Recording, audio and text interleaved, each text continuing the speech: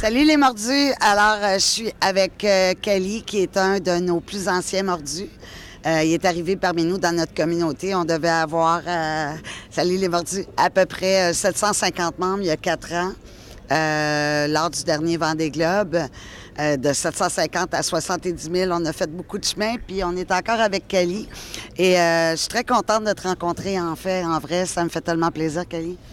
C'est sympa de vous avoir à bord. Écoute, on est à quelques jours du départ et je cours un peu partout, pas pour la préparation du bateau, mais plus pour les derniers fichiers météo, plus pour les médias, pour les sponsors, mais tout va bien. T'es multitâche.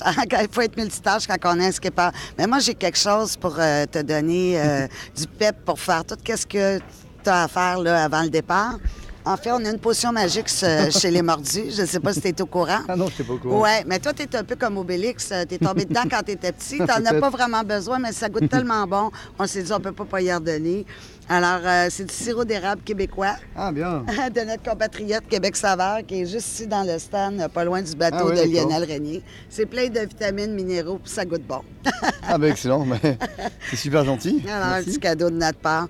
Écoute, moi, j'ai été particulièrement touchée par ton histoire parce que j'ai lu dans ta bio que tu avais été très malade quand tu étais adolescent. Donc, c'était pas évident là, de passer jusqu'au Vendée Globe. Qu'est-ce que tu avais exactement? En fait, j'ai une histoire particulière avec le Vendée Globe parce qu'en 89, lors du premier Vendée Globe, moi j'y suivais la course, je faisais déjà un peu de voile et régate. Je suis originaire d'Arcachon, c'est là où était construit le bateau de Namazou. Et en fait, c'est celui qui a gagné le Vendée Globe après. En juin 89, on s'aperçoit que j'ai une leucémie. Et du coup, mon père m'amène au départ du Vendée Globe. J'étais beaucoup affaibli, j'avais beaucoup maigri, j'avais plus de cheveux et tout. Et il m'a amené voir le départ du premier Vendée Globe. Et tout au long de la course, ça m'a aidé à vivre moins mal la maladie, ça m'a aidé au quotidien à me projeter sur autre chose que cette maladie.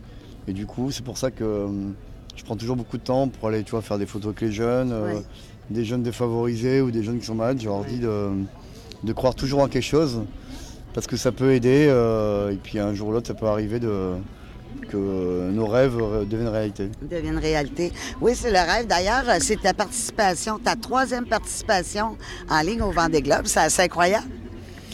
Oui, on m'en parle beaucoup de ça en ce moment, mais moi j'aborde... Je pensais que je serais la première. Non, mais j'aborde mon 3e Vendée Globe un peu comme le premier. Il a fallu reconstruire un projet tout neuf, parce que j'ai plus de partenaires en 2013. Il a fallu convaincre des partenaires, trouver un bateau. J'ai réussi à garder, pas mon équipe au chaud, mais leur dire de croire en moi parce qu'un jour j'allais avoir un budget et du coup mon équipe est revenue travailler pour moi. Et du coup, effectivement, c'est déjà mon 3e. On me dit que je connais la route, mais on ne connaît jamais la route d'un tour du monde. C'est toujours très particulier, toujours très chaotique. Là, le départ sera probablement un autre départ par rapport à les 2 dernières éditions, un peu différent, travers puis portant. Du coup, j'aborde ça comme la première fois. Avec un peu d'insouciance, un peu d'excitation, de découvrir des choses, une compétition qui va être intense avec des bateaux de la même génération que le mien, une dizaine, quinzaine de bateaux, et puis avec le goût de l'aventure.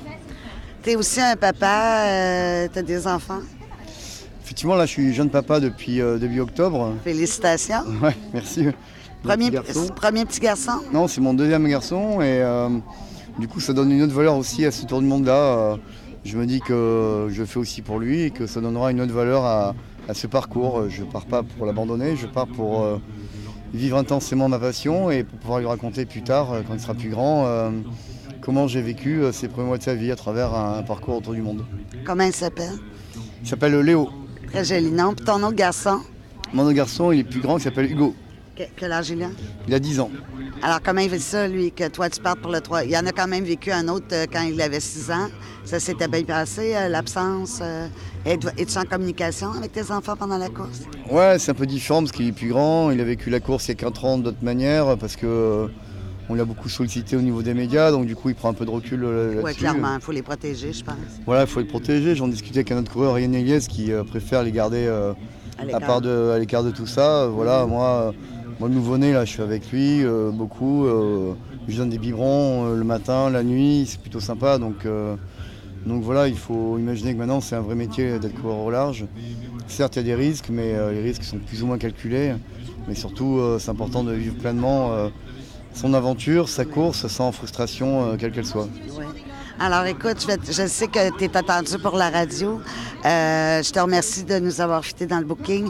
On va probablement se reparler à ton retour, si tu permets. Moi, je vais être de retour au Canada, mais on pourrait se faire une interview via Skype. Carrément. Et puis, je vais te souhaiter bon vent. Puis, écoute, si tu en as besoin d'autres, là, appelle-moi, je vais venir t'en livrer. C'est pas antidopage, hein, c'est sûr. Hein.